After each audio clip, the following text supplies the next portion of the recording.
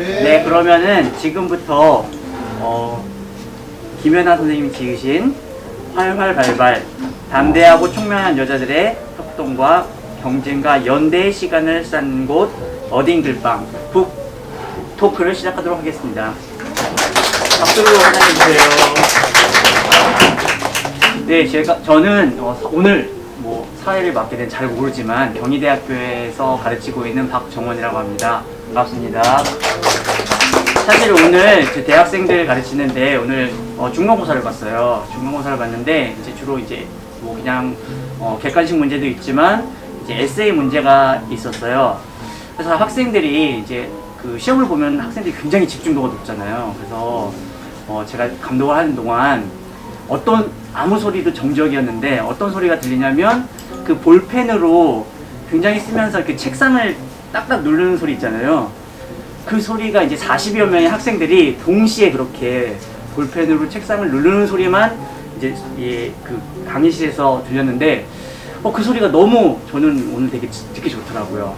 물론 이제 학생들은 제가 이제 학생들을 괴롭히면서 이렇게 즐기는 가학적인 사람으로 이렇게 즐긴다고 해서 생각할 수도 있지만 어떻게 보면 글 쓰는 그러니까 답을 하는 거지, 시험 문제에 답을 하는 거지만 그 글 쓰는 그 순간에 어떤 자기 자신을 집중하고 자기 자신의 모든 것을 거기에 투영하는 그런 것들이 이제 소리로 나왔을 때 저 그게 참 되게 좋더라고요. 그래서 제가 안타까운 거 그거를 ASMR로 이렇게 녹음을 해가지고 들었으면 좋기도 하겠다 그런 생각을 했었는데요. 오늘 아무튼 그런 글쓰기에 대한 어떤 책, 제가 읽으면서도 굉장히 이렇게 쉼없이 계속 읽어나갔는데요.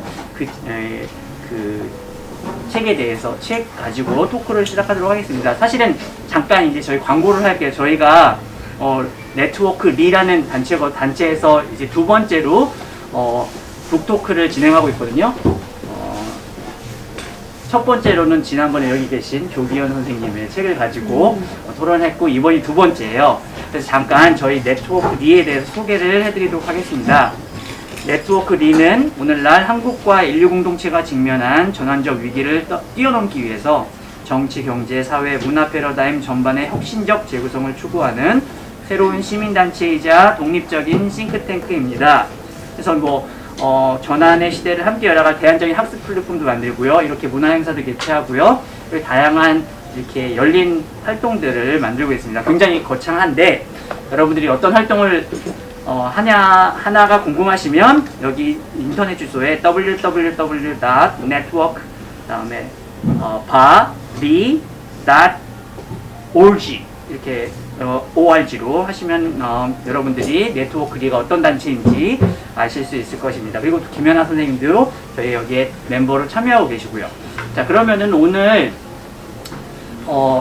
활활발발 이 책에 대한 북토크를 할 텐데요. 이 총 한 세 부분으로 약간 나눠서 진행을 하도록 할게요. 첫 번째는 김연아 선생님께서 이 책에 대해서 책에 못다신 말씀이나 아니면 책을 왜 했는가, 왜 쓰게 됐는가, 그리고 여러 가지 감상에 대해서 오늘 여기서 소개를 해주시겠고요. 그리고 여러분들이 이제 궁금한 점이나 아니면 질문이 있거나 아니면 코멘트를 해주실 경우에는 여기 모이신 많은 분들 굉장히 많습니다. 저희가 이렇게 카메라를 돌릴 수는 없지만 그리고 또 줌에도 굉장히 많은 분들이 참여해 주셨는데 그 질문이 있으신 분들은 또 질문이나 코멘트가 있으신 분들은 남겨주시면 좋겠고요. 그 다음에는 또 깜짝 퍼포먼스는 아니고 깜짝 행사가 그 이후에 준비되어 있습니다. 그러면 먼저 활활발발의 작가이신 김연아 선생님을 큰 박수로 따뜻한 박수로 맞이했으면 좋겠습니다. 감사합니다.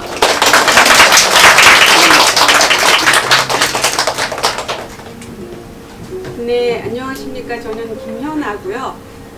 많은 곳에서 그냥 어딘으로 불리고 있습니다. 잠깐만요, 선생님. 죄송한데요. 제가 너무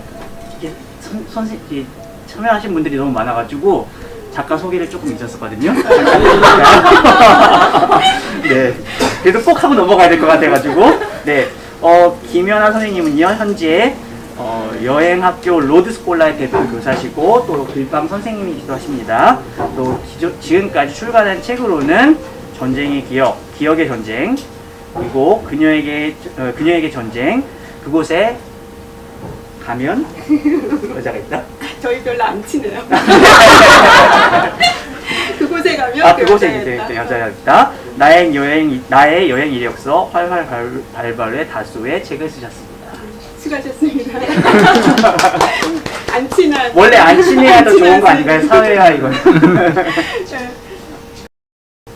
오늘 그 제목은 대이야기의 시대라고 붙였습니다. 대이야기의 시대는 첫 번째로 열리는 건 아니고 어느덧 세 번째 대이야기의 시대가 라는 제목으로 저희가 북토크를 하게 됐습니다. 그 첫 번째는 2년 전, 한 3년 전쯤에 이길보라 작가, 이다울 작가, 이슬아 작가와 같이 처음으로 이제 대이야기의 시대를 라는 제목으로 타이틀로 북토크를 하다 그랬더니 세 명이 너무 거칠게 격렬하게 반대했으나 저희도 그 반대를 한 방에 진압하고 대이야기 시대로 가야 된다라고 해서 그때 한 번 했고, 작년에 이 자리에서 양다솔 작가, 이길보라 작가, 하미나 작가가 또 이 자리에서 대이야기 시대라는 타이틀로 이야기를 했었습니다.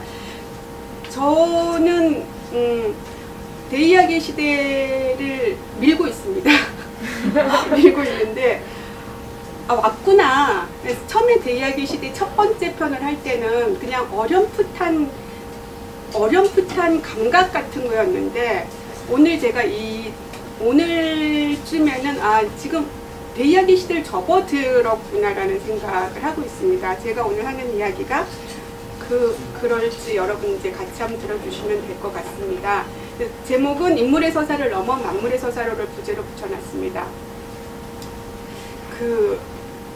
이제 글빵 전성시대라고 제가 한번 붙여봤는데, 제가 여기 다 오셨어요. 하미나 작가도 왔고, 안담 작가도 왔고, 이길보라 작가도 왔고, 성훈 작가 지금 들어와 있고, 저도 있고, 양다솔 작가는 지난번에 제가 땡스북스에서 북토크할 때 오셨었는데, 제가 이 양반이라고 한 1년 전부터 혹은 2년 전부터 계속 질문했던 게, 야, 글빵이 왜 이렇게 사람들이 많이 오냐? 이거였던 것 같아요. 그래서 저는 수시로 물어봤었어요. 그 안담 작가한테 딴 일로 전화했다가도 항상 이야기의 끝에, 야, 담아, 근데 왜 이렇게 글 쓴 여자들 왜 이렇게 많이 오지? 하미나 작가를 만나면 또 물어봐. 야, 근데 왜 이렇게 글을 쓰려고 하는 여자들이 왜 이렇게 많아? 그리고 또 이길보라 작가도 지금 이제 보라 글빵이라는 걸 하고 있죠. 그래서 되게 궁금했었어요. 그러니까 이 양반들이 하는 글빵도 그렇고 제가 하는 글빵도 그렇고 일주일에 한 번 글을 써오는 거거든요. 근데 이게 만만한 일이 아니란 말이죠. 그러니까 스님님도 일주일에 한 번 글 써오라 그러면은 안 다니실 거잖아요. 절대. 못해요. 읽고 토론하는 것까지는 할 수 있지만, 맞아요. 힘들어요. 한 편씩 글을 써오서 만난다는 이 모임이 사실 결코 만만치 않은 모임인데, 왜 이렇게 글빵이 성업을 이룰까? 사실 굉장히 궁금했고, 그것도 돈을 주면서, 돈을 받으면서 글을 쓰는 게 아니라 돈을 내면서 글을 쓰잖아요. 그래서 사실은 자기가 가장 하고 싶은 일은 몸과 마음과 돈을 내는 일이거든요. 저는 그렇게 생각을 합니다. 일주일에 한 번씩 몸을 정말 내는 거잖아요. 글로 와야 되고, 또 마음을 내야 되는 거고, 이렇게 글을 써야 되니까. 그리고 심지어 돈도 낸단 말이죠. 돈도 없는데. 그래서 왜 이렇게 글빵은, 사실은 제가 여기는 굉장히 사적으로 아는 사람들만 이렇게 적어 놓은 거지, 은유 작가의 글빵도 엄청 잘 되고 있는 걸로 제가 알고 있고, 또 여기 들어오셨는지 모르겠지만, 이제 경주의 오늘은 책방 같은 데서도 또 소규모 책방을 하고 있고, 제가 얼마 전에 일다에서 읽은 그 기사에 의하면은 그 지리산 쪽에서도 또 글빵을 하고 있고, 굉장히 아주 작은 글빵 모임들이 방방곡곡에 지금 만들어주고 있다라는 생각을 하고 있고, 여기 써놓은 거는 이제 제가 사적으로 아는, 사적으로 글빵이 어떻게 진행되고 얼마나 많은 그 나이대가 어떻게 되고 하는 걸 아는 집단만 이렇게 지금 써놓은 거예요. 그래서 이렇게 생각을 하다 제가 어느 날 정리를 하게 됐어요. 왜 쓰는가에 대한 답을 제가 구한 거죠. 해를 구한 거죠. 그래서 오늘 제가 다 오라고 했어요. 글빵하는 분들 다 오셔라.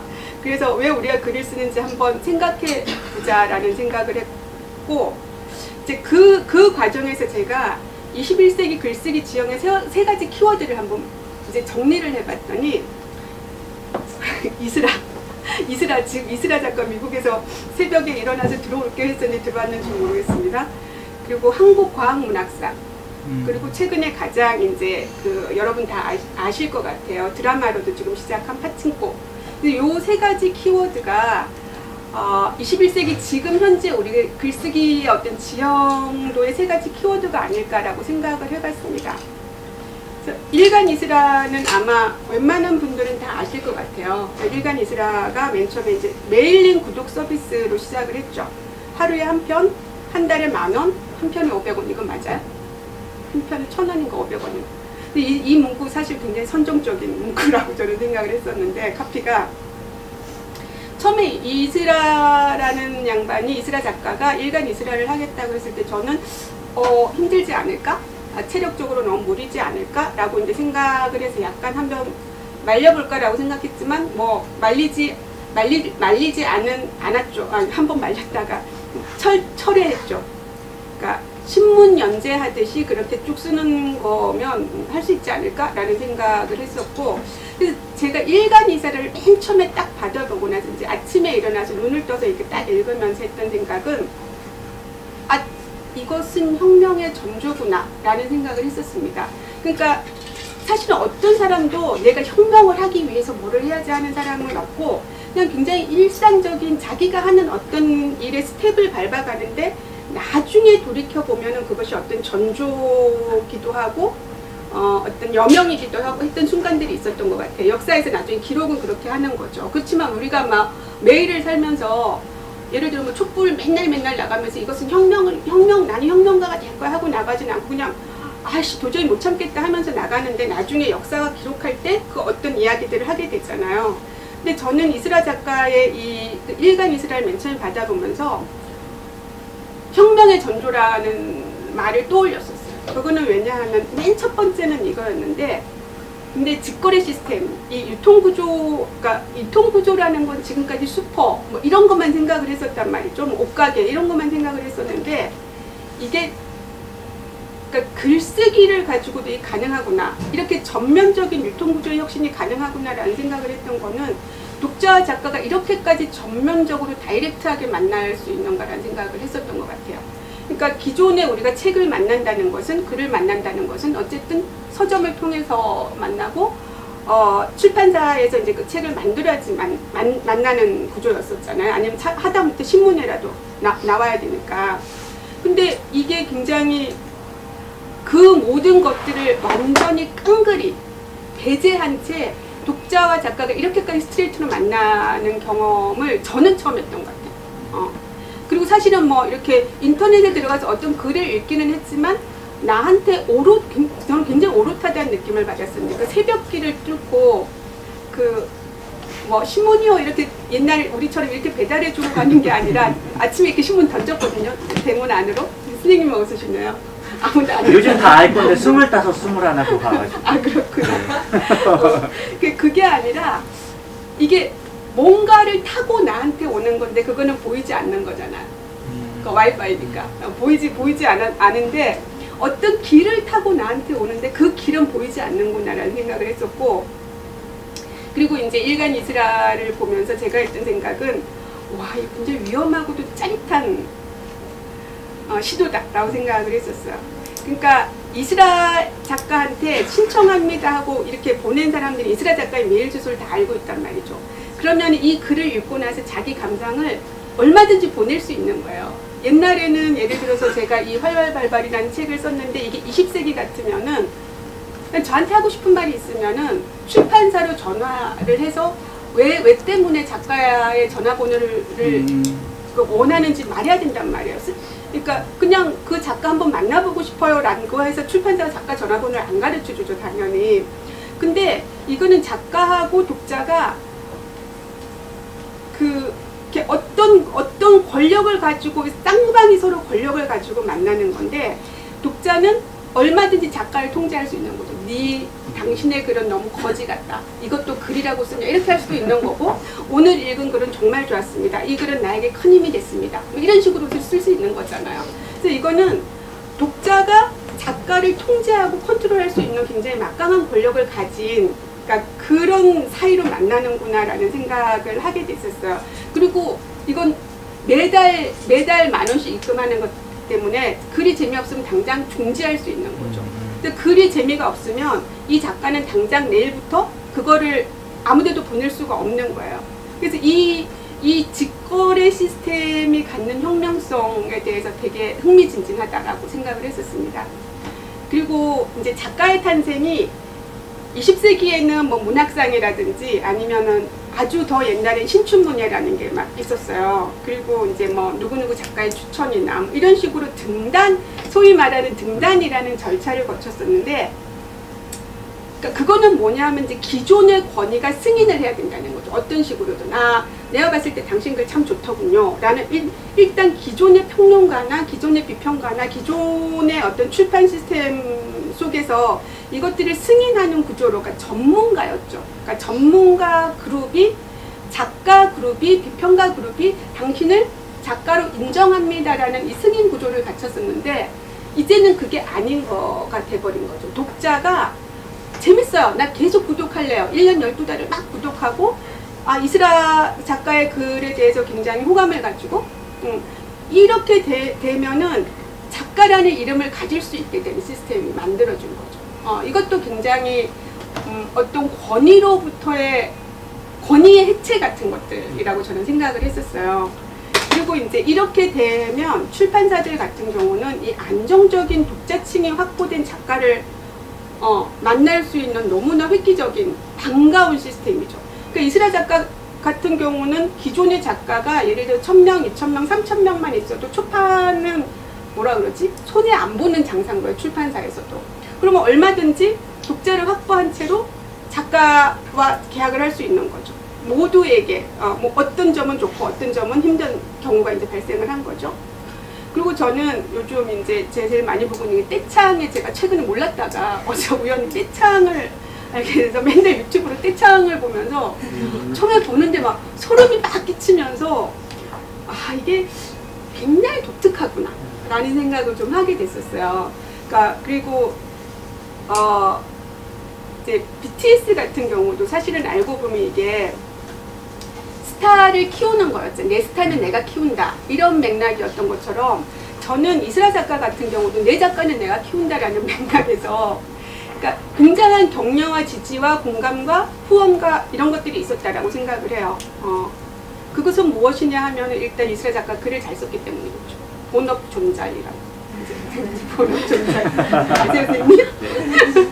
그래서 본업 존잘을 했기 때문에 뭐라 그럴까 이게 저는 이게 한국적인 정서인지 아니면 다른 외국에도 이렇게 하는지는 모르겠는데 어쨌든 어떤 작가와 어떤 아티스트와 어떤 독자와 관객들이 서로를 지지하고 격려하는 시스템을 만들어내는 것이라는 생각을 하고 있습니다. 그래서 이거는 팬덤과 덕후가 글 쓰는 영역으로까지 이제 확장되었다라는 생각을 좀 하게 됐습니다. 그리고 이제 스타일, 작가의 스타일이라는 게 이제 완전히 달라졌죠. 옛날에는 예를 들어서 제가 황석영 작가를 보고 싶다거나 박경래 선생님을 보고 싶다거나 그래도 만날 수가 없었어요. 그냥 글을 읽으면서 혹은 아주 드물게 작가와의 대화. 박경래 선생님 그것도 안 하셨기 때문에 거의 정말 만날 수조차 없었던 거죠. 박완 선생님도 마찬가지고 오정희 작가도 마찬가지고 그냥 작가는 글로서 승부를 본다. 이것이 이제 20세기 작가들의 철칙이었던 거죠. 근데 이 작가의 스타일이 이제 굉장히 작가라는 사람들이 했던 그 고정된 이미지가 탈피를 하면서 저는 이게 이제 SNS, 사실은 이게 이 모든 것이 그 21세기에 가능했던 거는 뭐냐면 SNS라든지 아니면은 결국은 이제 그 인터넷 때문에 이 모든 것들이 가능해진 시스템으로 들어온 건데, 저는 이스라 작가나 아니면 하미나 작가나 뭐 이길보라 작가나 이런 작가들의 그 SNS를 제가 최근에 인스타그램을 하게 됐답니다. 그렇게 그리하여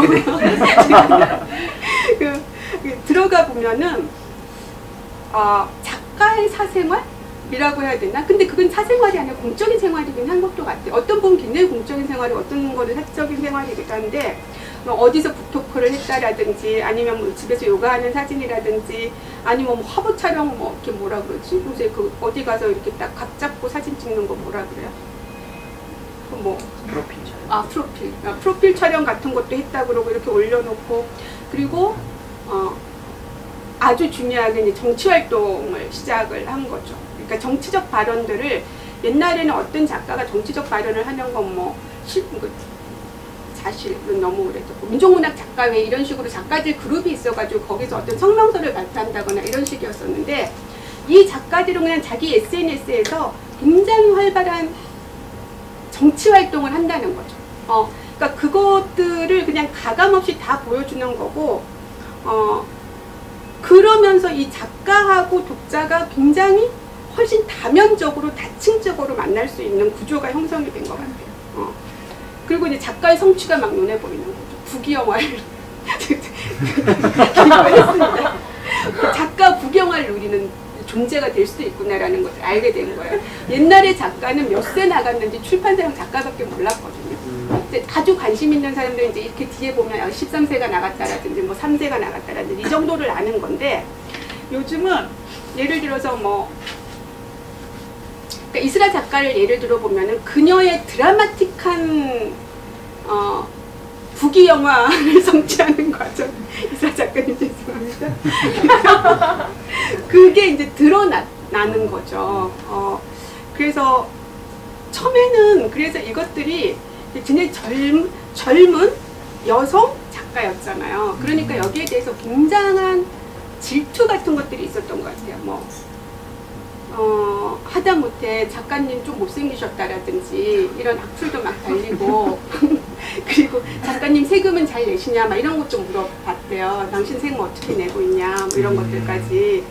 또 작가님 뭐 그 사람하고 인터뷰할 때 뭐 어쩌고저쩌고 뭐 그렇게 해서는 안 된다 뭐 이런 것까지 이제 다 왔다라는 거죠. 근데 되게 중요한 거는 뭐냐면 저는 여기서 이스라 작가의 성취를 보는데 한 1, 2년은 그랬던 것 같아요. 그녀가 어떤 식으로 하나 한번 두고 보자라는 느낌도 살짝 있었던 것 같아요. 본업은 존잘하나 그녀가 어떤 식으로 사고를 치지 않을까라는 생각을 하고 있었던 거죠. 독자들 같은 경우도. 근데 그러면서 1, 2년을 갔는데 이게 일간 이스라가 한 3년을 이렇게 딱 넘어서는 순간부터 약간의 존경이 생긴 것 같아요. 그러니까 사실 어떤 사람이 글을 매일매일 써서 3년을 계속 보낸다는 거는 굉장히 힘든 일이거든요. 그리고 또한 동시에 어마어마한 일이기도 하고 굉장한 성실성과 재능이 동시에 겸비되지 않으면 할 수 없는 일이잖아요. 근데 이거를 하면서 이제 이 이스라 작가를 둘러싼 젊은 층이었던 것 같아요. 사실은 맨 처음에 이스라 작가가 뭐 이런 거를 했을 때는 나이 많은 사람들은 관심도 기울이지 않았었고 소위 말하는 문학판에서도 관심을 기울이지 않았었고 근데 이스라 작가를 둘러싼 이 젊은 독자층들이 어느 순간 그녀에 대한 존경을 가지기 시작했던 것 같아요. 그러면서 이제 1차적으로 한번 이렇게 무림을 쫙 평정을 했다라고 저는 생각을 했습니다. 칼 한 자루 쥐고 딱 나와가지고 이제 무림을 한번 평정한 시기가 있었고 이제 그 다음 단계로 넘어가는 시기가 저는 있었다라고 생각을 합니다.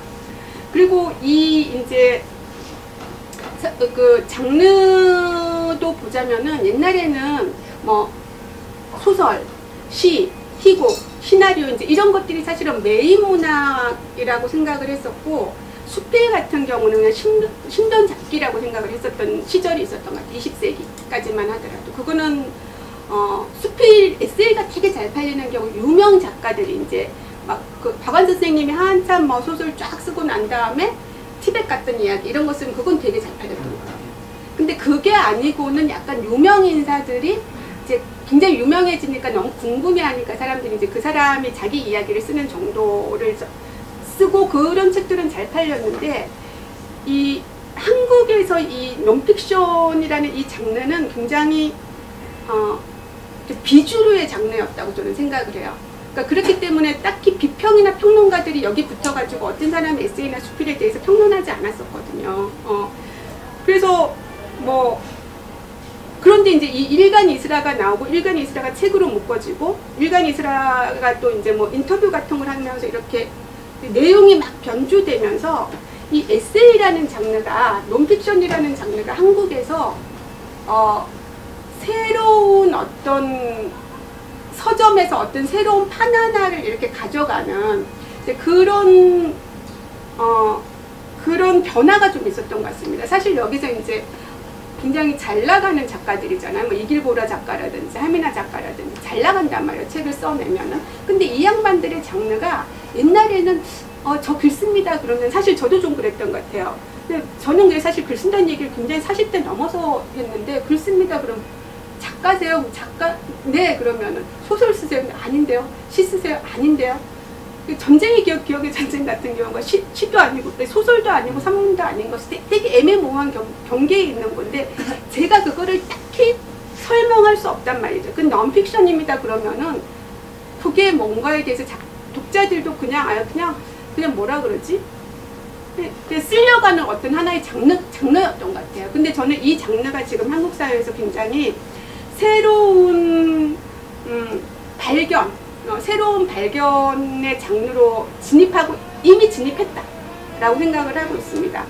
그리고 이제 이스라 작가의 이제 가장 큰 역할이라고 하면은 많은 독자들이 이 정도면 나도 쓸 수 있겠다라는 생각을 가지게 해주었던 것 같아요. 그러니까 뭐냐면 이게 단편만 하더라도 이제 그 한 70매, 80매를 써야 된단 말이죠. 그 장편을 쓰려면 거의 130매 정도를 써야 되는데 1300매. 죄송합니다. 근데 이스라 작가 같은 경우는 일간 이스라를 보면은 그냥 한 페이지 반 내지 2페이지가 온단 말이에요. A4 정도로. 근데 그거를 읽고 있으면 그리고 이게 굉장한 어떤 뭐 상징이나 아니면 은유나 아니면 환유나 이런 것들을 하는 게 아니라 그냥 내 일상에서 일어났던 일을 이렇게 썼는데 그게 몹시 재밌더라는 거죠. 근데 그걸 읽고 나면은 나도 갑자기 뭔가 얘기를 쓰고 싶다라는 생각을 불러일으키게 한 게 있었던 거예요. 그러니까 막 대단한 무슨 작업을 하는 게 아니라 A4 2장 정도면 나도 어쩌냐게 내 동생하고 우리 엄마하고 밥 먹다가 식탁 엎은 얘기 정도 쓸 수 있겠다. 이제 그렇게 되는 거죠. 그래서 저는 이게 굉장히 많은 사람들에게 글을 쓰고 싶다라는 욕망을 불러일으켰다라고 생각을 해요. 한편으로는.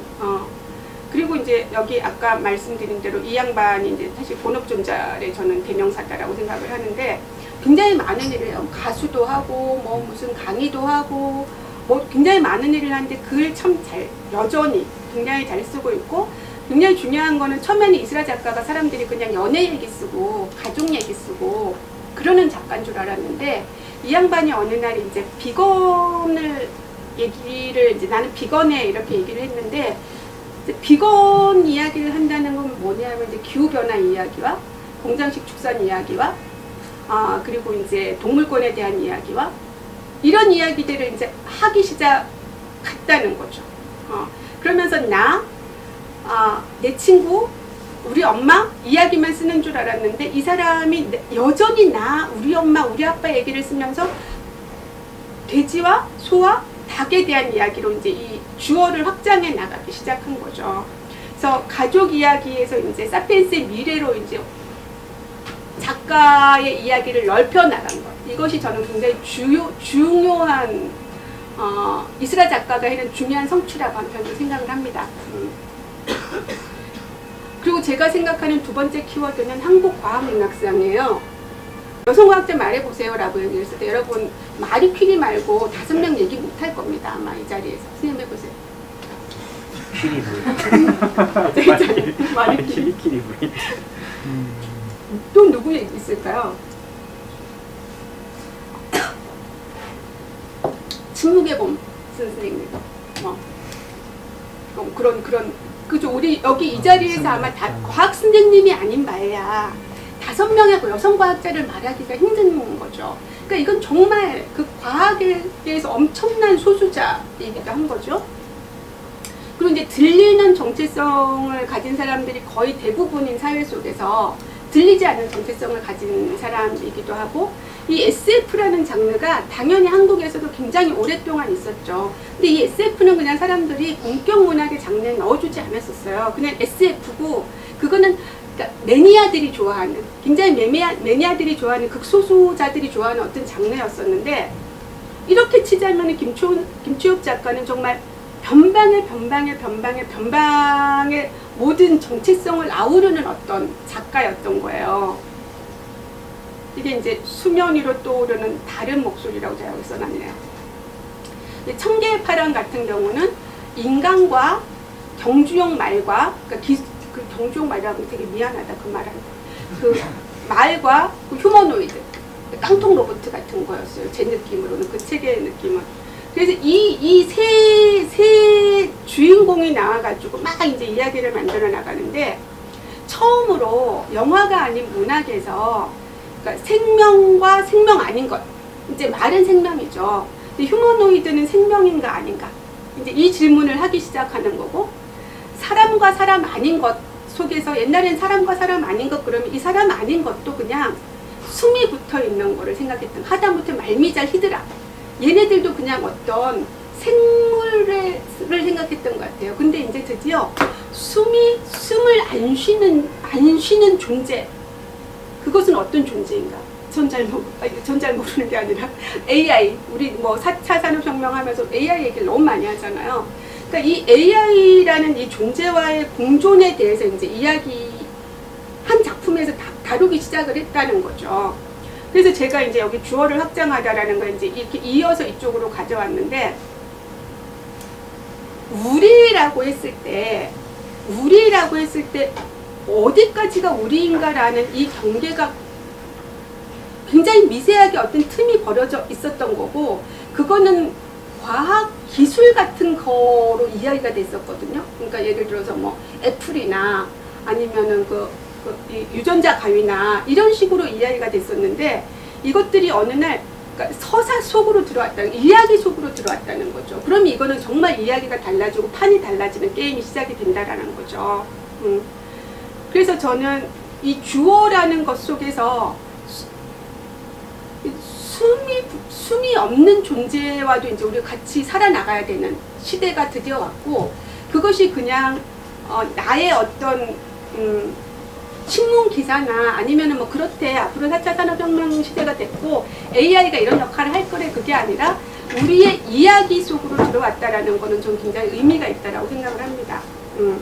그리고 이제 김추엽 작가나 천선란 작가의 책을 보면은 좋은 년, 나쁜 년, 이상한 년들이 막 나오죠. 그러니까 그 이전까지는 좋은 놈, 나쁜 놈, 이상한 놈이 사실은 이 이야기의 주류를 많이 이끌어가고 있었어요.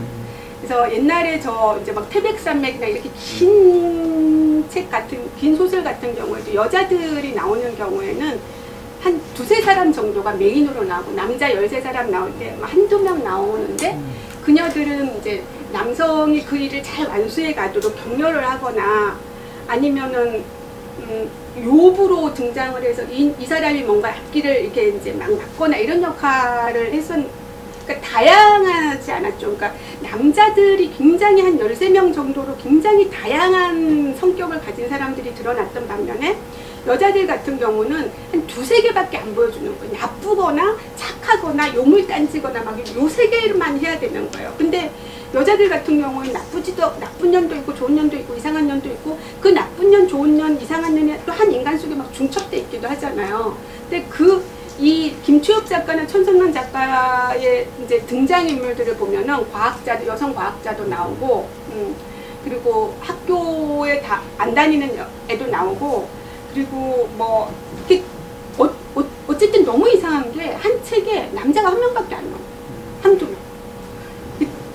이게 그냥 의식을 안 하고 읽으면 그냥 그렇구나 하는데, 이게 의식을 하고 읽으면 나는 그래서 이런 생각을 했었어요. 옛날에 제가 무심코 남성 주인공들이 대부분인 책들을 읽거나 영화를 볼 때 처음에는 무심코 보다가 나중에는 나는 저게 낄 수가 없구나 이런 생각을 했었거든요.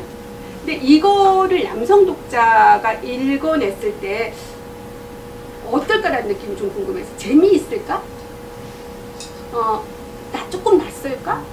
아니면 그건 굉장히 편안하게 읽힐까? 이런 느낌들이 조금 궁금했었어요. 왜냐하면 이미 저는 그렇게 남성의 시선으로 읽을 수는 저는 없는 것 같거든요.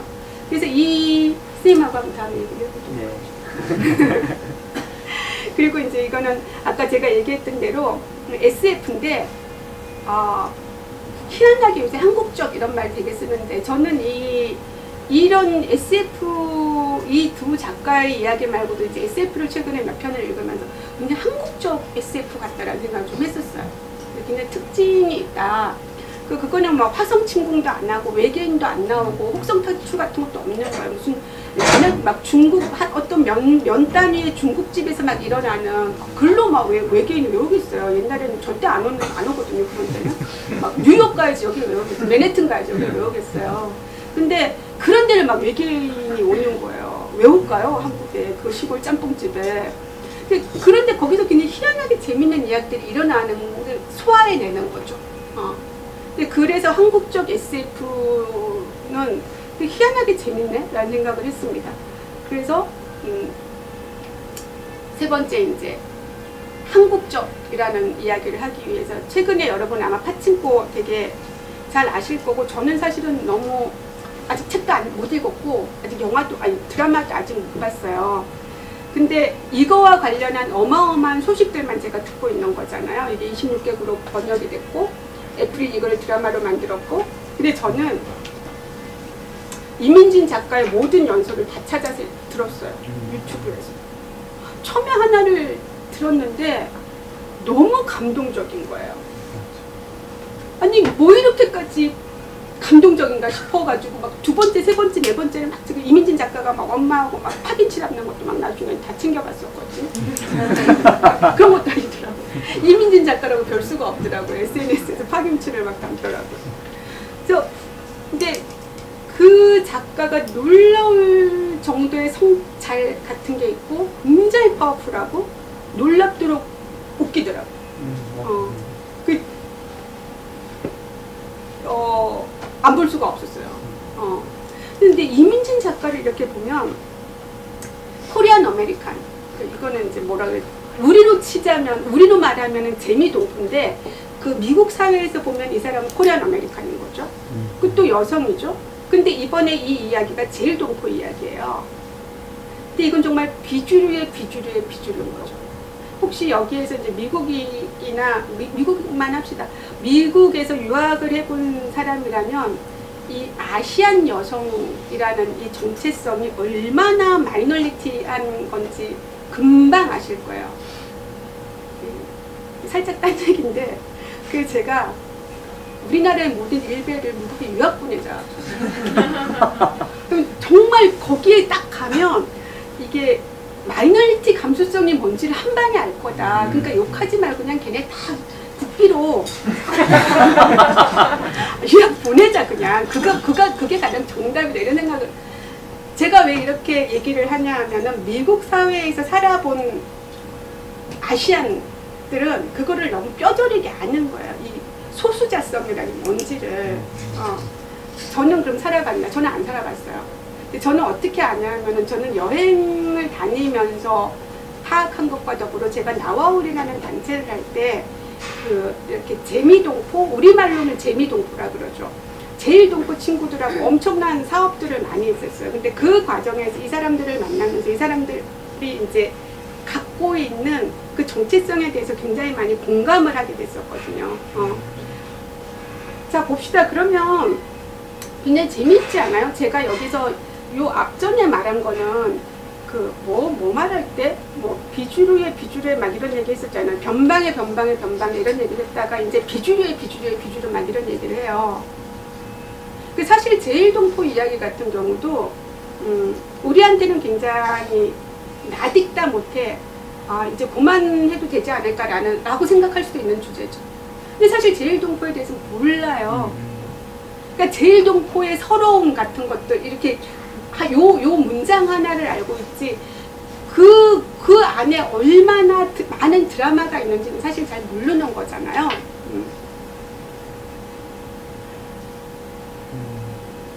근데 이 말하면서 그 얘기를 하고 싶어요. 위안부 얘기도 마찬가지인 거죠. 우리 위안부에 대해서 마치 다 알고 있는 것 같지만 사실 위안부에 대해서 모르거든요. 모르는데 그냥 다 안다고 생각하는 거예요. 그게 이야기로 전달되지 않고 기사로 전달되면 그냥 기사를 안다라고 생각. 나 알아. 읽었어. 그렇게 되는 문장을 기억하는 거죠. 근데 지금 이제 요 앞전에 얘기했던 소수자 여기 비주류 이런 얘기는 그러니까 뭐냐면 굉장히 뭔가 이렇게 지금 새로운 어떤 뭐가 뜨고 있다라는 거죠. 그러니까 이 파친코 같은 경우는 그 거의 1,000억을 들여서 드라마를 만들었다고 하고 그 자문위원단이 뭐 40명, 50명 막 이렇대요. 그러니까 간도대지진에 대한 전문가 따로, 그러니까 지문날인에 대한 전문가 따로. 그러니까 이게 드라마를 가지고 이제 그 승부를 보겠다는 거죠, 진짜로. 그랬을 때 뭔가 이 굉장히 제가 이렇게 찝어주니까 뭔가 이제 좀 다른 게 어떤 공통점이 나타나잖아요. 그러니까 그거는 뭐냐 하면 저는 굉장히 새로운 이야기가 등장하고 있다. 근데 그거는 굉장히 익숙한 것 같지만은 시선을 딱 이동했을 때 굉장히 낯선 이야기가 되는 새로운 이야기가 등장을 하고 있는데 사실은 그럼 왜 지금 이런 그 여성들의 이야기 뭐 말이나 휴머노이드 아니면은 뭐 코다도 이번에 거의 뭐 아카데미를 받았잖아요. 그러니까 그런 이야기들이 왜 지금 각광받고 있을까? 아직 각광은 안 받았죠. 각광을 받으려고 하고 있는가라고 생각을 했을 때 사실은 애플이 왜 때문에 파친코를 선택했겠습니까, 여러분? 한국과 막 일본의 그 뭐라 그러지 굉장한 역사적 정의 막 이런 것들 때문에 애플이 파친코를 선택했을까요? 에이, 절대로 그럴 리가 없겠죠. 자본이잖아요. 그러니까 뭔가 이 자본이 지금 촉수가 자본의 초기 발동을 한 거예요. 근데 이 자본이 무엇을 건드렸을 때, 무엇을 잡았을 때 이게 돈이 되는가에 대한 확실한 감을 지금 잡고 있는 거거든요. 출판도 마찬가지죠. 파친코 같은 이야기가 그전에는 없었겠어요? 당연히 훨씬 더 있었죠. 근데 왜 지금 파친코인가? 왜 지금 애플은 파친코를 드라마화 했는가라는 부분에서는 뭔가 지금 달라지고 있는 거죠. 뭐가 달라지고 있냐 하면은 그동안 얘가 너무 지긋지긋한 거예요. 그러니까 지난 4,000년간 문자의 역사에서 문자를 독점했던 집단이 있었잖아요. 문자가 독점되지 않은 거는 200년, 300년밖에 아직 안 됐어요. 4,000년 문자의 역사는 남성이 문자를 독점한 경우 굉장히 많았었고 이성의 중심의 이야기는 차고 넘치다 못해서 정말 이제 더 이상 쓸 게 없을 지경이다 하는 거가 있는 거고 이 시선에 대한 얘기를 하고 있는 거고 또 이 모든 것들이 사실은 비장애인 중심의 서사가 훨씬 많았던 거죠. 그리고 최근 200년 동안 우리가 뭐 말레이시아 문학을 읽어봤습니까? 미얀마 문학을 읽어봤습니까? 하다못해 파키스탄 문학을 읽어봤습니까? 한국에서 그 소설을 찾기는 정말 어려워요. 몽골에 대한 이야기를 우리가 압니까? 근데 영어권 중심으로 우리가 이야기를 읽었었단 말이죠. 옛날에 그 폭풍의 언덕, 하워즈에 갔는데 제가 박완서 선생님이 그런 얘기 쓴 거 옛날에 한번 읽었었거든요. 하워즈에 가서 선생님 가셨나 안 가셨나? 근데 한 발자국도 안 나갔다, 숙소에서. 왜 안 나갔냐? 아니 뭐가 그렇게까지 이 이야기가 재미있어서 그 하워즈에 간 모든 세계의 사람들이 거기 온단 말이죠. 그 브론테 자매의 이야기가 있기 때문에. 근데 박완서 선생님은 몹시 질투가 나신 거예요. 내 얘기가 훨씬 재밌는데 내 얘기가 영어로 쓰여졌다면 한국을 그렇게 많이 왔을지도 모르는데 단지 그녀들이 영어로 그녀 혹은 그들이 영어로 글을 썼다는 이유만으로 이렇게까지 전 세계적으로 글을 많이 읽는 문화에서 몹시 심술이 나신 거였어요. 그래서 자기는 안 나갔대 한 발짝. 그런 얘기 제가 읽고 그 다음에 하워즈 가가지고 선생님 그러셨구나 이런 생각을 그냥 했었습니다. 혼자서. 그리고 근데 지금까지는 인간 중심의 이야기였죠. 인간 중심. 인간 말고 다른 어떤 것들도 이야기에 등장하지 않았죠. 물론 뭐 등장하지만 주체적으로 등장하지는 않는 거죠. 그래서 저는 이 이민진 작가의 포지션이라고 하는 게 사실은 21세기에 되는 핵심적인 주제 중에 하나다. 이주. 디아스포라. 그러니까 왜 이 파친코가 26개국에서 번역이 되며 왜 미국에 사는 아랍 사람, 아시아 사람, 아프리카 사람, 이게 사실은 이 이민진 작가의 파친코가 한국 사람들한테 어필해서는 이렇게까지 전 세계적으로 영향을 끼칠 수는 없을 것 같아요. 이거는 뭐냐면 미국에 사는 한국 사람뿐만 아니라 미국에 사는 아랍 사람, 미국에 사는 아시아 사람, 미국에 사는 남아메리카 사람한테까지 굉장히 보편적 서사로 그 사람들한테 다가갔다라는 거죠. 왜냐하면 그 사람들 다 이주민이니까, 이주자니까. 그러니까 이 디아스포라는 사실 20세기 후반부터 시작해서 21세기의 가장 중요한 주제 중에 하나지 않습니까? 뭐 난민으로든 아니면 이주 노동자로든 결혼 이주 여성자로 뭐 얼마든지 지금 전 세계 이런 그 디아스포라 이주의 문제가 가장 프로젝트 우리 네트워크를 위해서도 이주의 문제를 다루잖아요. 굉장히 중요하게 다루잖아요. 그런 환경 속에서 파친코가 모든 그 디아스포라들의 감성을 건드릴 수 있었다는 거죠. 그러니까 이게 굉장히 한국 제일 동포 이런 얘기가 아니라 보편적 서사로 자리 잡을 수 있었다라는 거예요. 그렇습니다. 근데 이제 이 파친코가 나오기까지는 파친코는 지금 이 시기이기 때문에 사실 이렇게 된 거죠. 그 전에 오징어 게임이 있었고 미나리가 있었고 BTS가 있고 한강의 부스커상이 있었고 저는 제가 전쟁과 여성을 쓸 때 그때가 2000년이었는데 차학경의 딕테로부터 굉장히 많은 영감을 받았어요. 그러니까 이 양반이 코리안 아메리칸이었죠. 여성이었고 27, 28에 죽어요. 근데 그 전에 어마어마한 책을 써낸 거죠. 그 딕테를 보면은 딕테를 읽으면 소수자 그리고 말이 미끄러지는 거, 말이 저기 가서 전달되지 않고 미끄러지는 거에 대한 굉장한 이야기를 하고 있거든요. 그래서 저는 이 책을 참 좋아했습니다, 당시에. 자, 그래서 저는 이렇게 생각하게 되었습니다. 쓰지 않을 이유가 무엇인가? 애플이, 넷플릭스가, 디즈니가 당신에게 손을 내밀고 있다. 왜 안 씁니까? 그래서 우리의 젊은 여성 동지들이 이걸 알고 있구나 라고 제가 생각을 하게 된 거예요. 그래서 왜 쓸까? 왜 그렇게까지 힘든, 저는 맨날 우아한 독자로나마 이런 말 굉장히 많이 하거든요. 근데 왜 쓸까에 대한 제 대답은 쓰지 않을 이유가 무엇인가가 된 거죠. 근데 우리에게는 너무 무궁무진한 이야기가 있습니다. 발굴되지 않은 이야기, 시작해야 되는 이야기, 우리를 기다리는 이야기. 제가 하나만 여러분들한테 여러분도 쓰세요.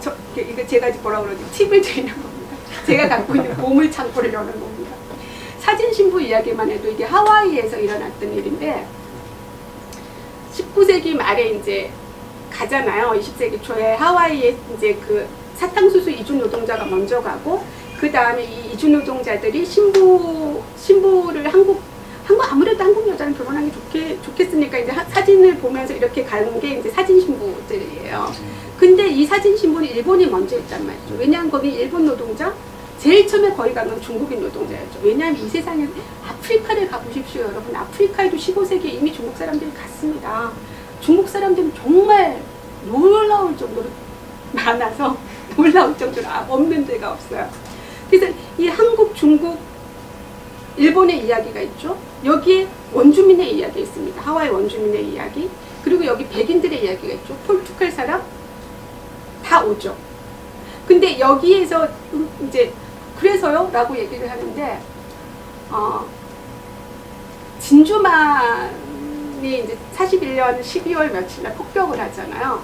그러니까 일본이 이제 거기다가 폭격을 하는데 하와이 가서 보면 와, 걔네 진짜 이제 완전 미쳤구나 그 생각이 들기는 해요. 왜냐하면 그 고물 비행기를 가지고 끝까지 와가지고 거기서 폭탄을 터뜨린다는 거는 정신 나가지 않은 못할 짓이구나 하는 걸 하와이를 막상 가보면 아는데 거기에서 이런 거죠. 적들이 갑자기 이제 그 이전까지 여기 한국 사람, 중국 사람, 일본 사람 막 세탁소도 하고 사탕수수도 배고하면서 애들도 같이 키우고 했단 말이에요. 근데 일본이 진주만에다 폭탄을 터뜨리는 순간 이 일본 사람들 갑자기 적이 되는 거잖아요. 그러니까 이 적을 공동체 속에서 같이 사는 건 좀 이상한 거잖아요. 그러니까 뭐지? 그러니까 독일 사람들이 유대인이 적이다 말면서 막 이렇게 개토화한 것처럼 거기 이제 미국 하와이에서도 이 일본 사람들을 수용소에 보내요. 수용소로 이제 다 모아요. 근데 그러면 우리 조선 사람들은 그때 살팔이 났을까? 조선 사람들도 같이 수용소로 갑니다. 왜냐하면 조선 사람들의 국적은 일본 사람이었던 거예요. 그 미국 사람들이 보기에 조선 사람하고 일본 사람 외양도 구분이 안 되는데 이 사람들 조선 일본인 거지, 다 자페니즈인 거예요. 그런 걸 보면 저는 이런 생각을 했어요. 일본 애들은 되게 사과 안 한다. 이런 생각. 진짜 사과를 안 한다, 걔네는. 아니, 막 다 사과했잖아요. 오바마도 사과하고 막 그런데 걔네도 사과할 만한데 참 사과는 안 하는 민족이구나. 이런 얘기 막 해도 되겠죠. 이런 생각을 했습니다. 그래서 이 사진 신고 하나만 하더라도 여기 굉장한 이야기가 있는 거예요. 여기 미국 사람의 이야기도 있죠. 그러니까 이 얘기를 여러분 잘 한번 써보세요. 애플이 여러분들에게 악수를 하자고 손을 건네줍니다. 자본은 아는 거죠. 자본은 굉장한 더듬이와 촉각으로 이 독자들이 바뀌고 있다는 걸 알기 시작한 거죠. 그래서 이 너무나 오래되고 낡은 이야기가 아니라 오래되고 낡은 이야기는 낯선 시선으로, 새로운 시선으로, 혹은 아직 발굴되지 않은 이야기는 흥미로운 이야기로 아마 탄생하기를 지금 기다리고 있을 겁니다. 아니, 자본이 손을 내밀 때 더러운 자본주의 그러면서 손을 안 잡을 것인가는 이제 각각의 선택인 것 같아요. 진짜 잘 써봐야 되는데 이 사진 신고 이야기. 그리고 여러분이 동학이나 3.1운동이나 촛불 같은 거 있잖아요. 굉장한 정말로 어마어마한 광맥 같은 거거든요. 여러분들이 건드리기만 하면은 잘만 쓰면 또 넷플릭스가 하자 할 겁니다. 그렇지만 이제 이주의 문제라거나 다른 종의 이야기, 그걸 우리는 어떻게 그러면 같이 포함할 것인가? 우리라는 이 속에 어디까지를 우리라 할 것인가 해서 옛날에는 이렇게만 했다면 이거를 이제 지금 열고 있고 그것을 가장 민감하게 받아들이고 있는 사람들이 저는 어쩌면 20대, 30대 여성 혹은 남성이라고 생각을 하는 거죠. 왜냐하면 그들이 살아내야 될 세상이니까. 저는 이제 그만해도 된다 이런 생각을 하고 있기 때문에. 그래서 여러분들의 이야기, 그러니까 이거는 뭐 사실 역사 이야기니까 그냥 제가 이렇게 한번 얘기를 해본 거고, 여러분들의 그냥 소소하고 사소한 이야기 자체도 저는 굉장한 드라마가 될 거라고 생각을 합니다. 그래서 다시 글빵 이야기로 넘어오면 이제 이 글빵에서 인연연대 공명의 자음이 저는 만들어졌으면 좋겠다고 생각을 합니다. 그래서 누구의 시선으로 무엇을 이야기할 것인가 해서 하미나 작가가 최근에 하고 있는 작업들은 이제 여성의 우울증이나 여성과 관 이야기를 하고 있고, 이수라 작가는 이제 모든 일상을 그냥 다 이야기로 만들죠. 이길보라 작가 같은 경우는 호단은 아직 시작도 안 된 이야기죠. 한국 사회에서. 그리고 양다술 작가 같은 경우는 가난한 예술가가 살아가는 법, 안당 작가는 돌봄이 치열한 전설이라고 제목 붙여줬어요. 새파란 돌봄, 조기현 선생님도 오셨죠. 그래서 이다울 작가 같은 경우는 이제 아픈 여성 사랑 이야기. 저는 정말 최근에 제가 알고 있는 여자들 중에 한 70%는 약을 먹고 있는 것 같거든요. 이것은 무엇인가?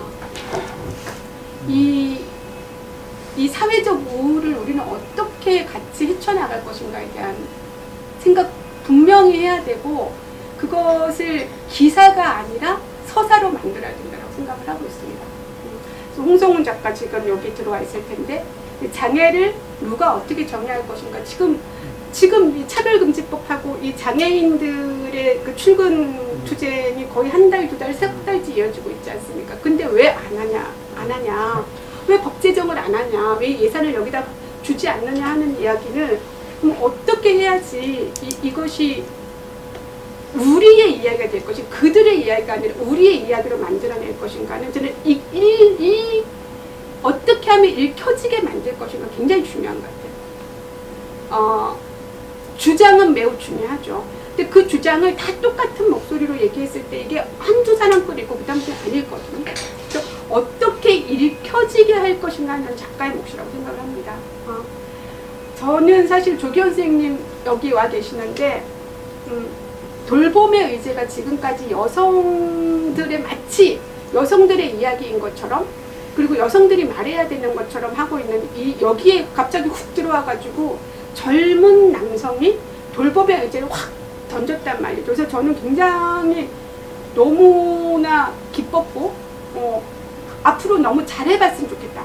이 돌봄의 의제를 돌봄이라는 이 의제를 우리 사회가 어떻게 받아 안고 이것들을 이야기해 나갈 것인가 해서 제일 반가웠던 분 중에 한 분이었던 것 같아요. 그렇습니다. 근데 저는 정말 또 오늘 굉장히 사적으로 제가 알고 있는 몇 명의 작가들을 얘기했지만 지금 이 순간에도 아마 굉장히 많은 분들이 자기의 이야기를 하기 위해서 글을 쓰고 있지 않은가라고 생각을 하고 글빵은 앞으로도 향후로도 한동안은 굉장히 성업을 이룰 것 같다라는 게 저의 전망입니다. 그리고 향후 5년 안에 노벨 문학상 아마 받을 것 같습니다. 그럴 것 같습니다. 그냥.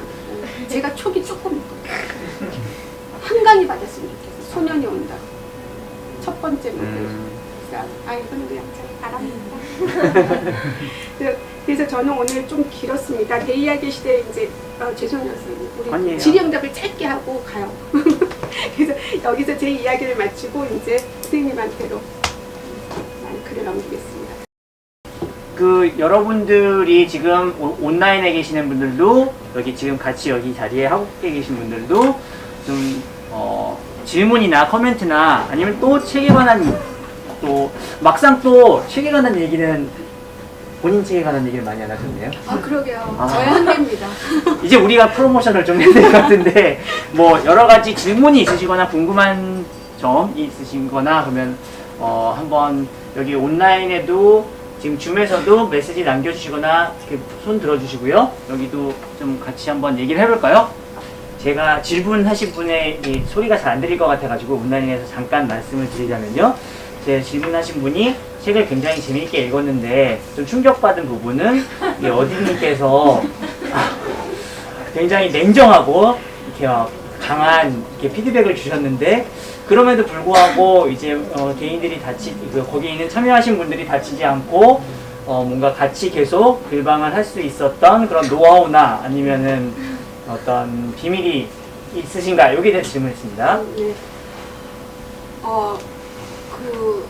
저는 사실 굉장히 다정한 사람이에요. 따뜻하고 다정한 사람이고, 그러니까 조계라는 분이 이제 그렇게 글을 쓴 거는 그게 가장 기억에 남아서 쓴 거고, 그거는 한 건이고 99건은 다정함이었을 거라고 웃지 마세요. 생각을 하고 싶습니다. 그러니까 그리고 솔직히 말씀을 드리면 제가 이게 일기나 블로그에 쓰세요라고 얘기를 했던 거는 그 글이 나쁘다, 그 글을 잘 못 썼다, 그게 아니라 그러니까 TPO라는 게 있는 거잖아요. TPO. 그러니까 옷을 입을 때도. 그러니까 글도 저는 TPO가 있다라고 생각을 합니다. TPO 맞아요? PTO예요? 어쨌든 그런 거 있잖아요. 뭐 상황에 따라서 뭐 이런 거.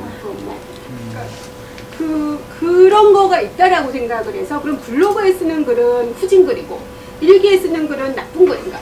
전혀 그런 개념이 아니라 이 글을 어디다가 쓸 것인가 굉장히 중요하다고 생각하는 거예요. 그래서 제가 글방에서 굉장히 많이 하는 말 중에 하나가 글쓰기의 전략에 대해서 굉장히 많이 얘기를 해요. 그러니까 이거는 누구를 대상으로 읽게 하고 싶은가 라고 했을 때 그러니까 블로그를 읽으려는 독자와 블로그 글을 읽으려는 독자와 이렇게 책을 사서 읽으려는 독자는 마음이 되게 달라요. 그랬을 때 아마 그날 그 조계의 글은 글방에 가지고 나온 글이고 글방의 사람들을 독자로 해서 아마 글을 쓴 거라고 저는 지금 생각을 하거든요. 그 글이 어떤 글인지 제가 이제 오래돼서 기억은 못하지만 그랬을 경우에 글쓰기의 전략에 대해서 아마 얘기를 한 거였을 거예요. 이 세상에 블로그에 쓰는 그런 후지고 별로고 일기장에 쓰는 글은 뭐 위대하고 그런 글은 없습니다. 신문기사는 신문기사의 역할을 하는 거고, 블로그의 글은 블로그의 글, 인스타의 글은 인스타의 글 다 각각의 그 쓰는 글쓰기의 방식이 좀 조금씩 아마 다를 거다라고 생각을 하거든요. 그러니까 그 부분에 대한 이야기였을 것 같고, 저는 물론 이제 아픈 피드백이 많았을 거라고 나중에 들었습니다. 할 때 몰랐습니다. 굉장히 반성하고 있고요. 그래서 최근에는 좋은 말만 하려고 노력하고 있습니다. 그래서 저는 그 양반들이, 그러니까 결국 어딘 글빵이라는 데 남아있을 수 있었던 거는 같이 쓰는 사람들이 있었기 때문이라고 생각을 해요. 그러니까 제가 조계라는 분을 1대1로 이렇게 마주보면서 조계야, 네 글은 블로그나 일기에서 이렇게 말을 한 게 아니라 항상 대여섯 명이 같이 하고 있는 속에서 조계야, 오늘은 글은 어쩌고저쩌고 했어. 그러면은 조계가 조계라는 양반이 오늘 얘기를 하게 됐네요. 그러니까 조계도 와 있네요. 그러니까 그렇게 얘기를 했을 때 제가 말한 의도와 상관없이 조계가 받아들이는 게 있잖아요. 그러면 아마 조계는 그날 가면서 같이 글방에 있었던 사람들하고 그 얘기를 아마 했을 거예요. 직접적으로 어디냐, 오늘 이 말은 무엇일까, 이 얘기 이렇게까지 안 하더라도 밥 먹고 갈까? 난 너무 슬퍼. 뭐 이런 얘기를 했을 거라는 거죠.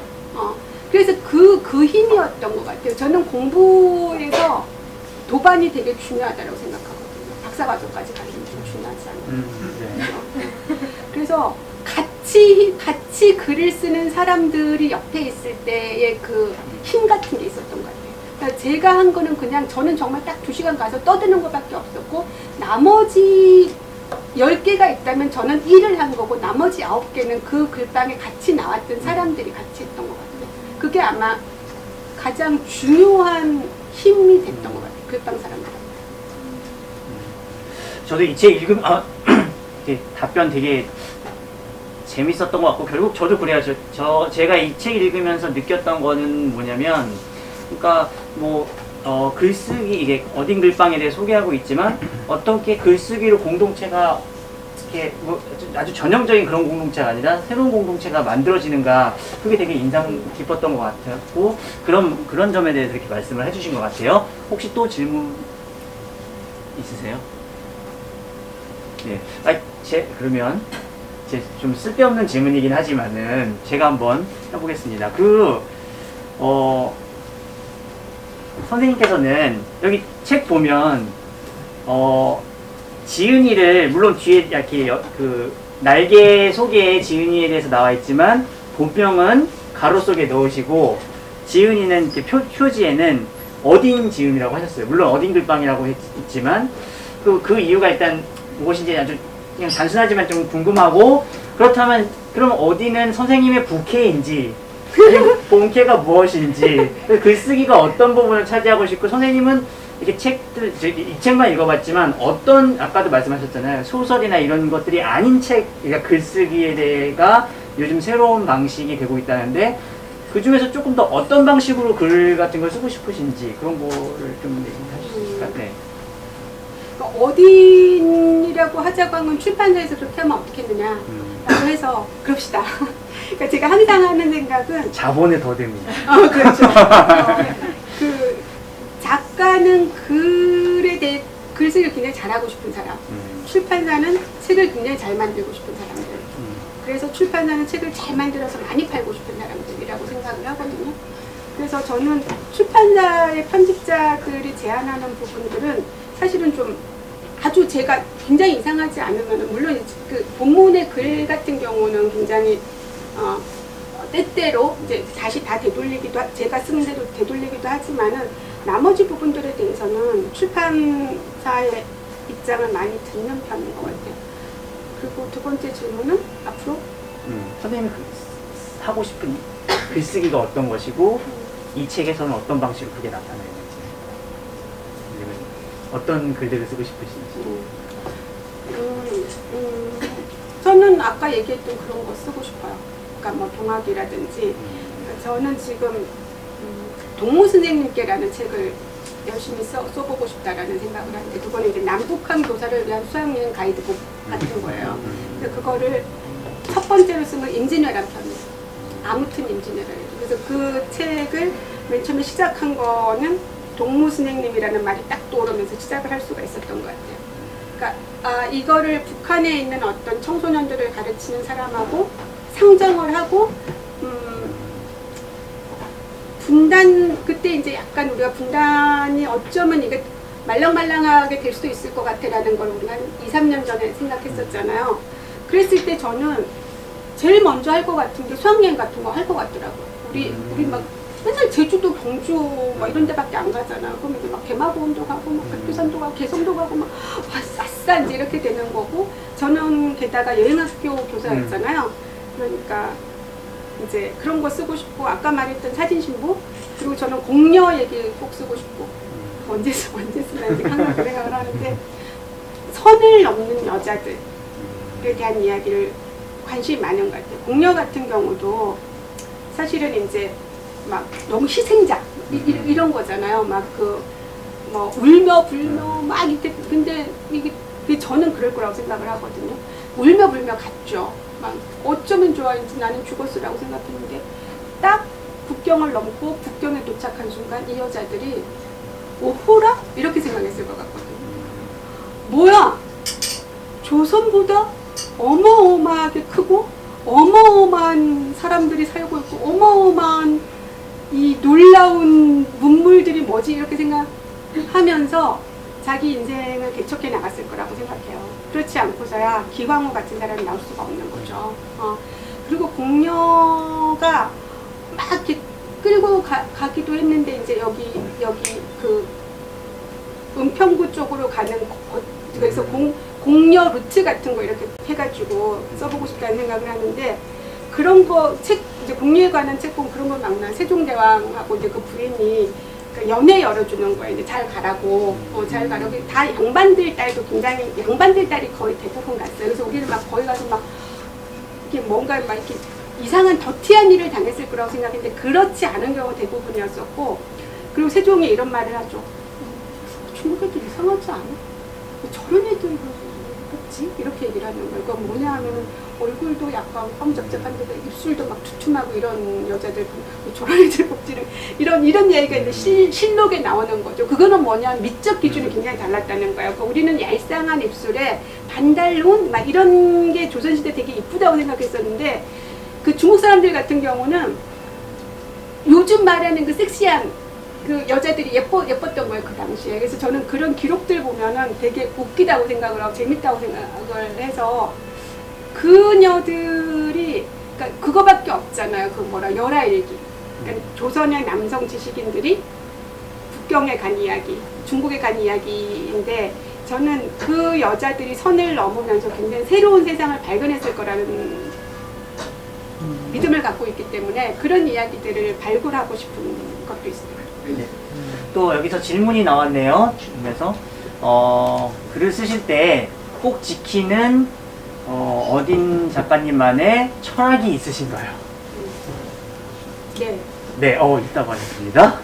마감이죠, 마감. 마감을 지키자. 이것이 이제 글 쓰는 자로서의 철학이라고 할 수가 있는 거죠. 마감이 없이는 글을 잘 못 쓰기도 하고, 그리고 그 철학이라기보다는 사실은 저한테는 저는 한 번도 글만 쓰면서 살아본 적은 없거든요. 항상 여러 가지 일을 하면서, 그래서 제가 쓰리잡 인생의 이제 대명사다 항상 그렇게 얘기를 했었는데, 그러니까 그렇게 살면서 첫 번째 정체성은 늘상 글 쓰는 사람이었던 것 같아요. 나와울이라는 예를 들어서 시민단체를 할 때도 글을 썼고, 여행학교를 할 때도 글을 쓰고, 글방을 할 때도 글을 쓰고, 글방에 대한 책도 냈으니까 제가 하고 있는 일들이 거진 다 글이 되는 것 같아요. 그러니까 베트남 이야기를 하게 되면 베트남 이야기를 글로 쓰고, 그래서 그냥 제가 사는 삶의 제일 첫 번째 정체성이 글 쓰는 사람이기 때문에 사는 그 이야기를 계속 글로 써냈던 것 같아요. 마감의 중요성을 또 말씀하셨고요. 또 혹시 마지막으로 한두 분 질문이 나왔는데요. 글을 쓰는 것이 어떻게 사회적 의제로 혹은 제도적으로 연결될 수 있을 것인가, 그 지점에 대해서 조금 더 설명이 달라지는 질문이었습니다. 저는 그냥 글을 쓰는 사람은 글을 쓰는 일이 자기가 할 수 있는 일인 것 같아요. 그러니까 사회적 의제로 만들어내는 일은 그 글을 가지고 굉장히 다양한 네트워크를 만들어내는 일이라고 할 수가 있겠죠. 그러니까 예를 들어서 한국군에 의한 민간인 학살 문제를 한국 사회에서 이제 다뤘죠. 지금부터 20년 전에. 그리고 이 카페에서 지금 아래층에서 일하고 계신 구수영 선생님이 그 일을 한 대표적인 분인데, 그때도 제가 했던 일은 그러니까 글을 쓰는 일이었던 것 같아요. 근데 구수영 선생님이 하는 일은 굉장히 많은 세미나를 조직해내고 실질적으로 이제 뭐 법정을 만들어내고 막 하는 일이었던 것 같고, 그러니까 그거는 뭐냐 하면 어떤 의제가 맨 처음에 사회에 딱 던져졌을 때 모든 사람들이 이렇게 보면서 이거 굉장히 중요한 문제인데 우리 이 문제 다루자, 그런 일은 저는 없다라고 생각해요. 그건 돈이 되는 일이거나 권력을 가질 수 있는 일에 한해서만 그런 일들이 저는 일어난다고 생각하고, 4.3의 이야기가 한국 사회에서 되기 시작한 거는, 본격적으로 되기 시작한 건 1990년대였어요. 1943년, 1948년에 4.3이라는 굉장히 커다란 일이 일어났는데, 거기서 한국 사회가 그것을 4.3이라는 게 제주도에서 일어났을 때 이런 이야기를 하기 시작한 건 1990년대였거든요. 동학 이야기는 아직 제대로 안 되고 있죠. 굉장히 어마어마하게 중요한 일인데도 불구하고. 그 집에 하나만 덧붙이면, 역사적인 사건들은 모두가 경험했었던 어떤 바탕에서 글로 쓰여지는 것들이라 공감을 조금 더 빨리 얻을 수 있는 지점이 있는 것 같은데, 되게 개인적인 문제였던 거예요. 우울감에 관련된 내용들은. 근데 보편적이기도 한데 그 지점에서 안 통했거든요. 그러니까 예를 들면 정치권에서 민주화 운동에 관련된 경험들은 너무 많이 오가잖아요. 그러니까 다 공감하는데, 야, 요새 사람들이 진짜 우울증 약을 그렇게 먹어? 상담을 그렇게 많이 받아? 지원금을 깎아도 되는 거 아니야? 근데 이제 여기서 그런 지점인 것 같아요. 역사, 방금 말씀하신 4.3 사건, 민주화 운동 혹은 뭐 동학 운동, 역사적으로 이제 경험한 사실 이외의 사실 최근의 사회적 문제들 중에 하나라는 생각이 들거든요.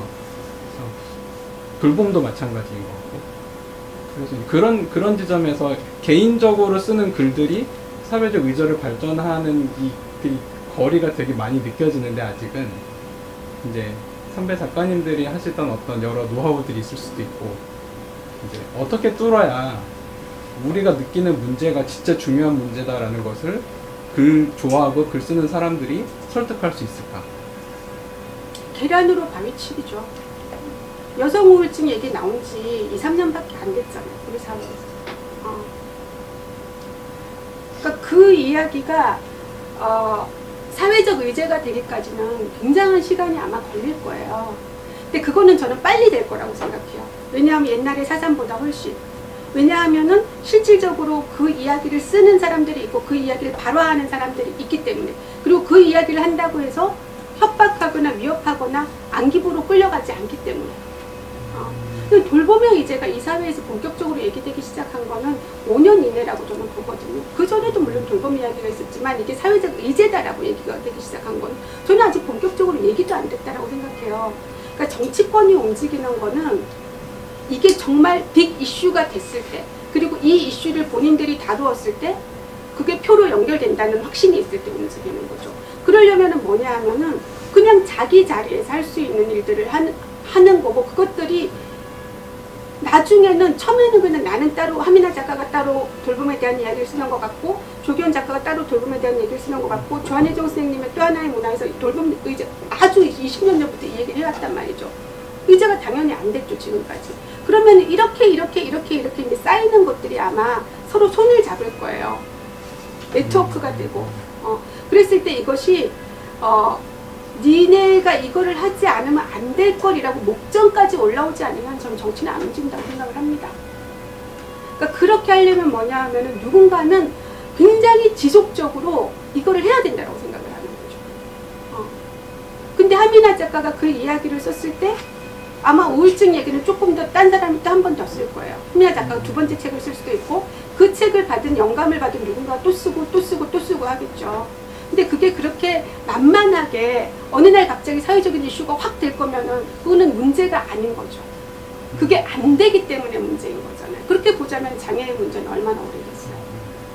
20년이 지나도 지하철 그때 기사하고 오늘 기사하고 똑같은데요.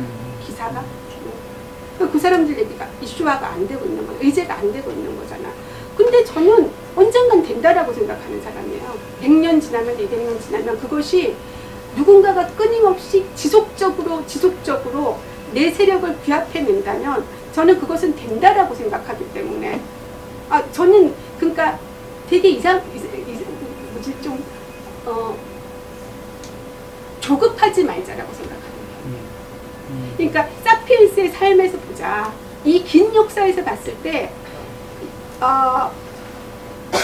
10년 동안 내가 말을 해도 안 되네. 안 됐죠. 노예제도 폐지해달라고 거의 한 2000년쯤 얘기해서 노예제도 폐지되지 않았을까요? 그런데 이 얘기를 거의 한 3000년쯤 했을 때 신분제가 철폐됐을 거예요. 그러니까 그러는 과정에서 누군가는 근데 너무 지속적으로 그 얘기를 했죠. 목숨을 걸고 그 얘기를 했고 덕분에 오늘 우리는 이 자리에 앉아있다고 생각해요. 근데 내가 한 5년 얘기했는데 안 되네? 한 10년 얘기했는데 안 되네? 안 되죠. 그게 왜 돼요? 그렇게 되는 거는 일이 아니에요. 그렇게 되는 거는 그냥 내비둬도 되는 거죠. 그래서 그냥 내 대에 안 되면 다음 대에 되겠지. 그렇게 가는 거지. 어떻게 모든 게 내 맘대로 되겠어요? 적들의 얼마나 큰 권력과 자본을 갖고 있는데요. 그들하고 싸운다는 것을 생각했을 때는 내 대에 안 되면 다음 대 가겠지. 그게 저는 제가 갖고 있는 어떤 확신 같은 거라고 생각합니다. 이야기가 필요한 건 그래서 이야기가 필요한 거죠. 이야기는 다음 세대로 넘어가잖아. 그래서 인간의 특성, 그러니까 작용 반작용만 하는 게 아니라 이야기가 있어서 몸을 우리는 이 육체적인 몸은 죽지만 이야기가 다음 세대로 넘어가잖아요. 그게 아마 인간 사피엔스라는 종이 가진 가장 큰 특징이 이야기를 만들어내는 거라고 생각을 하고 그렇습니다. 네, 작가님이 오늘 주신 말씀 두 가지를 요약해보자면 안 쓸 이유가 없다. 사피엔스적 관점에서 생각해서 조급하지 말자 되는데요. 마지막으로 이제 또 다른 행사가 있으니까 마지막으로 제가 눈이 잘 안 보여서 시호님께서 주신 말씀이 이게 청소년들이랑도 많이 작업을 하셨는데요, 임 작가님께서. 근데 이제 청소년 동료란 선생님에게 어떤 의미인가? 뭐 거기에서 그런 에피소드나 그런 게 있는지 여쭤보세요. 그냥 저는 동료입니다. 동료. 청소년 동료가 아니라 그냥 동료고 제가 청소년 동료라고 생각했으면 그렇게 막말을 안 했겠죠. 글방에서. 글방에서 정말 저는 한 번도 검열을 하고 얘기하지 않았어요. 왜냐하면은 다 알 거라고 생각했어요. 내가 무슨 말을 하든 이 사람들은 다 알아듣는다. 청소년이 못 알아들을 말이 이 세상에 어디 있겠어요. 그거는 저는 그냥 동료이고 저는 어린이도 마찬가지로 그냥 저한테는 같이 글 쓰는 사람이라고 생각해요. 저보다 훨씬 잘 쓰는 어린이들 되게 많잖아요. 그래서 저는 그냥 글 쓰는 세계 안에서는 이 양반이 청소년이기 때문에 여기까지 말아야겠다. 그런 거 한 번도 해본 적 없었던 것 같아요. 막말을 했죠. 네. 네, 그러면 지금 굉장히 오랜 시간 동안 거의 2시간 동안이었는데 김연아 선생님의 어딘 작가님의 활활발발 그 마지막으로 이 책을 어떻게 읽었으면 좋겠다 아니면은 뭐 그 정도 같이 한번 말씀해 주시고 우리가 북토크를 맺을까 하는데요. 마무리. 네, 그 두 편이 굉장히 다르죠. 두 편이 굉장히 다르고 여러분들의 이야기는 어떤 면에서 굉장히 비슷하고 어떤 면에서 굉장히 다를 겁니다. 저는 이 세상에서 가장 재미있는 이야기는 당신의 이야기라고 생각을 해요. 당신이 할 수 있는 이야기가 가장 창의적인 이야기라고 생각을 합니다. 그래서 글방이 굉장히 많이 활성화되어서 그냥 뭐라 그러지 커다란 글방이 하나 있는 것보다 지리산엔 지리산의 글방이 그리고 안양에는 안양의 글방이 그렇게 있는 것이 아마 글방이 가지는 매력일 거라고 생각을 하고요. 쓰는 당신, 읽는 당신들이 언젠가 다 연결이 될 거라고 오늘 이 자리에 앉은 우리 모두의 이야기가 다 연결이 되고 그게 아마 어떤 이야기 그러니까 지금 이 이야기는 최초로 두 발로 땅을 디뎠던 어떤 한 인간이 꾸었던 꿈의 한 장면일 거라고 생각해요. 그래서 우리는 어떤 꿈을 꾸는가에 따라서 굉장히 달라질 거라고 생각하고 그런 이야기들이 앞으로 다양한 이야기들이 각자의 이야기들이 하나의 우주로 연결되는 그런 게 됐으면 좋겠습니다. 네. 이상입니다. 마지막으로 저도 약간 그런 것 같아요. 그 글쓰기에 대해서 말씀을 많이 하셨는데 제가 활활발발 이거 책을 읽으면서 저도 글을 이제 쓰는 이제 저는 평을 하고 이렇게 분석을 하는 사람이지만 제가 쓰고 싶지 않은데 저도 쓰고 싶네라는 생각이 들었거든요. 그게 잠깐 동안이지만 여러분들도 그래서 이 책 거의 다 읽으셨겠지만 또 혹시라도 안 읽으신 분이나 아니면 다른 분들한테 활활발발 많이 좀 이렇게 읽으시라고 좀 추천해 주시기 바랍니다. 감사합니다.